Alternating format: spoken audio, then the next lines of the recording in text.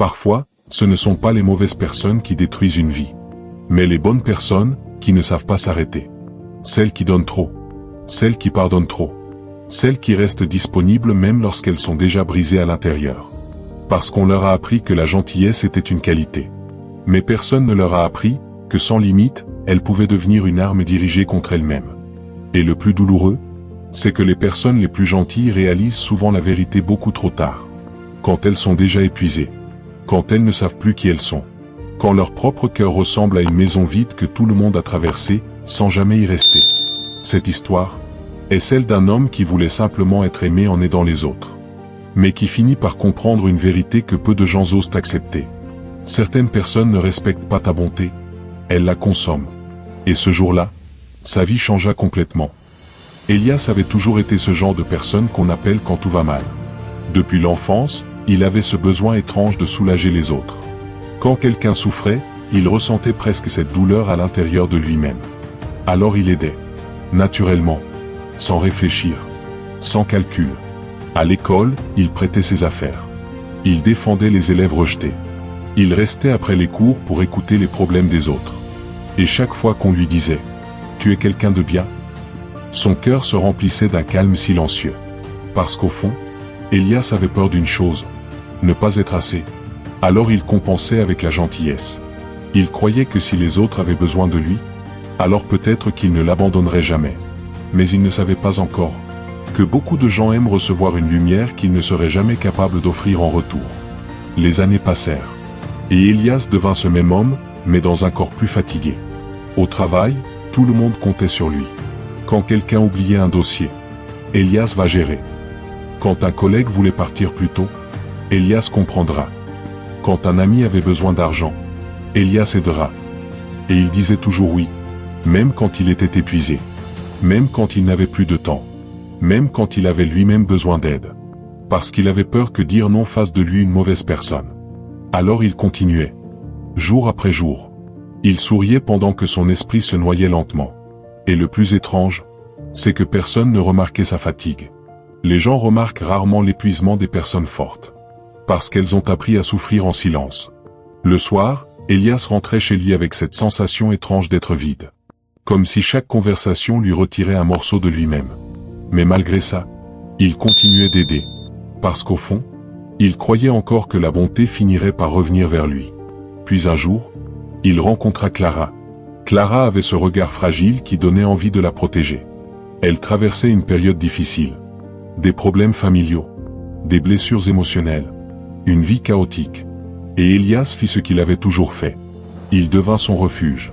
Il passait des heures à l'écouter. Il annulait ses propres projets pour être présent. Il répondait à ses appels à 2 heures du matin. Il absorbait sa tristesse comme si c'était son devoir. Et Clara lui disait souvent « Je ne sais pas ce que je ferais sans toi ». Ces mots devenaient une drogue émotionnelle. Parce qu'Elias avait enfin l'impression d'être indispensable à quelqu'un. Mais il ne comprenait pas encore la différence entre être aimé et être utilisé émotionnellement. Les mois passèrent. Et lentement, quelque chose changea. Clara commença à devenir distante quand elle allait mieux. Elle répondait moins. Elle disparaissait pendant des jours. Puis revenait uniquement lorsqu'elle avait besoin de soutien. Et Elias acceptait tout. Parce qu'il avait peur de perdre cette relation. Alors il donnait encore plus. Plus de temps. Plus d'énergie. Plus de patience. Jusqu'au jour où il réalisa quelque chose de terrible. Il connaissait toutes les douleurs de Clara. Mais elle ne connaissait presque rien des siennes. Et cette vérité lui fit mal d'une manière silencieuse. Parce que certaines relations ressemblent à de l'amour, alors qu'en réalité, ce ne sont que des dépendances émotionnelles déguisées. Puis arriva ce soir-là. Le soir qui changea tout. Elias venait de passer une semaine horrible. Stress, fatigue, insomnie. Pour la première fois, il avait besoin de quelqu'un. Alors il appela Clara. Mais elle ne répondit pas. 1 heure passa. Puis 2. Et finalement, un simple message apparut. Je suis occupé. On parlera plus tard. Rien d'autre. Aucune inquiétude. Aucune question. Aucune présence. Et dans le silence de sa chambre, Elias sentit quelque chose se briser à l'intérieur de lui. Pas à cause du message, mais parce qu'il comprit soudainement toute la vérité. Il avait passé des années à porter les autres, pendant que personne ne remarquait qu'il était lui-même en train de tomber. Et ce jour-là, Pour la première fois, Elias pleura non pas parce qu'il était faible, mais parce qu'il était épuisé d'être fort pour tout le monde. Il regarda autour de lui. Son téléphone était rempli de conversations où les gens parlaient uniquement de leurs problèmes. Ses journées appartenaient aux autres. Son énergie appartenait aux autres. Même son esprit ne lui appartenait plus. Il avait tellement essayé d'être utile, qu'il avait oublié d'exister pour lui-même. Et cette nuit-là, une pensée terrifiante traversa son esprit. Et si personne ne m'aimait réellement, mais aimait seulement ce que je leur donnais? Certaines vérités arrivent doucement, comme une pluie froide au milieu de la nuit. Et quand elles touchent enfin le cœur, elles changent une personne pour toujours. Les jours suivants, Elias commença à observer les gens différemment. Il remarqua quelque chose qu'il n'avait jamais voulu voir auparavant. Certaines personnes ne demandaient jamais comment il allait. Elles demandaient seulement ce qu'il pouvait faire pour elles. Certaines personnes disparaissaient dès qu'il arrêtait de donner. Certaines personnes appelaient cela de l'amitié, mais ce n'était qu'un accès permanent à sa disponibilité émotionnelle. Et plus il ouvrait les yeux, plus il réalisait à quel point il s'était abandonné lui-même. Il avait confondu sacrifice et amour, disponibilité et valeur personnelle, épuisement et générosité. Mais aider sans sagesse peut sauver les autres tout en détruisant celui qui aide. Alors quelque chose changea. Lentement, silencieusement, Elias commença à dire non. Au début, c'était presque douloureux, quand un collègue voulut encore lui laisser du travail supplémentaire. Il répondit calmement, « Je ne peux pas cette fois. » Et immédiatement, il ressentit de la culpabilité, comme si protéger son énergie faisait de lui une mauvaise personne. Parce que les gens qui ont toujours trop donné ressentent souvent de la honte lorsqu'ils commencent enfin à se respecter. Mais malgré cette culpabilité, il continua, petit à petit. Quand quelqu'un appelait uniquement pour se plaindre pendant des heures, il écourtait la conversation. Quand une personne disparaissait puis revenait uniquement par intérêt, il arrêtait de courir derrière elle. Quand il se sentait fatigué, il se reposait sans se justifier. Et chose étrange, les réactions autour de lui changèrent immédiatement. Certaines personnes devinrent froides. D'autres le traitèrent d'égoïste. Certaines disparurent complètement. Et cela lui fit mal. Très mal. Parce qu'il découvrit une vérité que beaucoup de gens refusent d'accepter. Certaines relations survivent uniquement tant que tu acceptes de te sacrifier. Le jour où tu poses des limites, les masques tombent. Mais malgré la douleur, quelque chose d'autre apparut progressivement. Le calme. Un calme qu'il n'avait jamais ressenti auparavant. Pour la première fois depuis des années, Elias pouvait respirer sans sentir le poids du monde sur ses épaules. Il recommença à marcher seul le soir, à écouter le silence, à lire, à dormir correctement. Et surtout, il recommença à entendre sa propre voix intérieure. Parce qu'à force d'écouter les besoins des autres, il avait oublié les siens. Puis quelque chose d'encore plus surprenant arriva. De nouvelles personnes entrèrent dans sa vie. Des personnes différentes. Des personnes qui demandaient « Et toi, comment tu vas ?» Des personnes qui respectaient son temps, qui comprenaient ses limites, qui ne voyaient pas sa gentillesse comme une ressource illimitée. Et Elias comprit enfin ceci. Les relations saines ne te vident pas. Elles te permettent d'exister sans peur. Elles ne te punissent pas lorsque tu dis non. Elles ne te font pas sentir coupable d'avoir des limites. Parce que la vraie affection ne demande pas ton épuisement comme preuve d'amour. Puis un jour, Clara revint. Comme beaucoup de personnes reviennent, lorsqu'elles sentent qu'elles ont perdu l'accès à quelqu'un qui donnait sans compter. Elle lui écrivit un long message. Elle disait qu'il lui manquait, qu'il avait changé, qu'il était devenu distant. Et pendant quelques minutes, l'ancien Elias réapparut. Celui qui voulait immédiatement répondre. Celui qui voulait encore sauver quelqu'un. Mais cette fois, il prit une longue respiration. Et pour la première fois, il posa une question simple. Pourquoi est-ce toujours moi qui dois porter la relation ?